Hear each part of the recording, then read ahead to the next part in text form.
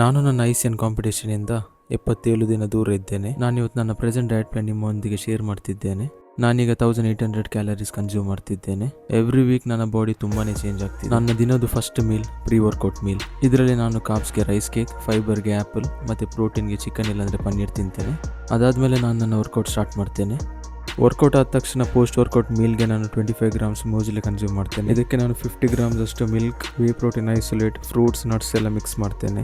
ಡಯಟಲ್ಲಿ ಇರುವಾಗ ತುಂಬ ಕ್ರೇವಿಂಗ್ಸ್ ಆಗ್ತದೆ, ಅದಕ್ಕೆ ಇದೊಂದು ಬೆಸ್ಟ್ ಚಾಯ್ಸ್ ಅಂತ ಹೇಳ್ಬೋದು. ಇದರದ್ದು ಮ್ಯಾಕ್ರೋಸ್ ನೀವು ನೋಡ್ಬೋದು ಇಲ್ಲಿ. ಅದಾದಮೇಲೆ ಲಂಚ್ಗೆ ನಾನು ಕಾರ್ಬ್ಸ್ಗೆ ರೈಸ್, ಫೈಬರ್ಗೆ ವೆಜಿಟೇಬಲ್ ಮತ್ತು ಪ್ರೋಟೀನಿಗೆ ಚಿಕನ್, ಫಿಶ್ ಇಲ್ಲಾಂದರೆ ಪನ್ನೀರ್ ಕೂಡ ಕನ್ಸ್ಯೂಮ್ ಮಾಡ್ತೇನೆ. ರೆಫರೆನ್ಸ್ಗೆ ಇದರದ್ದು ಮ್ಯಾಕ್ರೋಸ್ ಕೂಡ ಇಲ್ಲಿ ಹಾಕಿದ್ದೇನೆ. ಈವ್ನಿಂಗ್ ಸ್ನ್ಯಾಕ್ಸ್ಗೆ ಪ್ರೋಟೀನ್ಗೆ ಎಗ್ ವೈಟ್ಸ್ ಮತ್ತು ಫೈಬರ್ಗೆ ಮಿಕ್ಸ್ಡ್ ಫ್ರೂಟ್ಸ್. ನಿಮ್ಗೆ ಇಷ್ಟೇ ಇರೋ ಫ್ರೂಟ್ಸನ್ನು ಆ್ಯಡ್ ಮಾಡ್ಬೋದು ಇಲ್ಲಿ.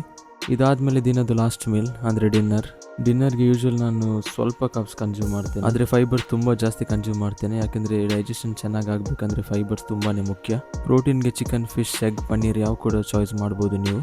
ಇದೆಲ್ಲ ಸೇರಿಬಿಟ್ಟು 1800 ಕ್ಯಾಲರೀಸ್ ಆಗ್ತದೆ. ಕಾರ್ಬ್ಸ್ ಅರೌಂಡ್ 132, ಪ್ರೋಟೀನ್ 198 ತನಕ ಬರ್ತದೆ, ಫ್ಯಾಟ್ಸ್ 45 ತನಕ ಬರ್ತದೆ, ಫೈಬರ್ 17.1 ತನಕ ಬರ್ತದೆ. ಇದು ಮ್ಯಾಕ್ರೋಸ್ ಎಲ್ಲ ನನ್ನ ಬಾಡಿ ಟೈಪ್ಗೆ ಮತ್ತು ನನ್ನ ರಿಕ್ವೈರ್ಮೆಂಟ್ಗೆ ಅಡ್ಜಸ್ಟ್ ಮಾಡಿ ಹಾಕಿದ್ದೇನೆ. ನೀವು ಕೂಡ ಇದನ್ನು ರೆಫರೆನ್ಸ್ ಥರ ತಗೊಂಡು ನಿಮ್ಮ ಡಯಟ್ ಪ್ಲಾನ್ ಕೂಡ ಡಿಸೈನ್ ಮಾಡಿ ತುಂಬ ಚೆನ್ನಾಗಿ ರಿಸಲ್ಟ್ ಸಿಗ್ತದೆ.